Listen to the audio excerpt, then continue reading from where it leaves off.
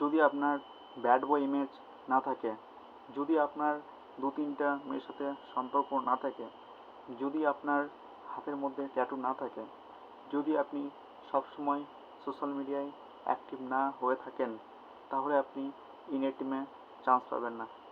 সত্যি অবাক করা বিষয় না কথাগুলি?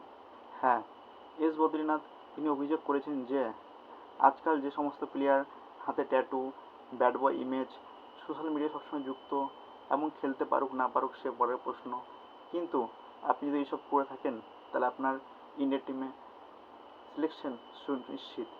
এই অভিযোগটি করেন হলো এস বদ্রীনাথ।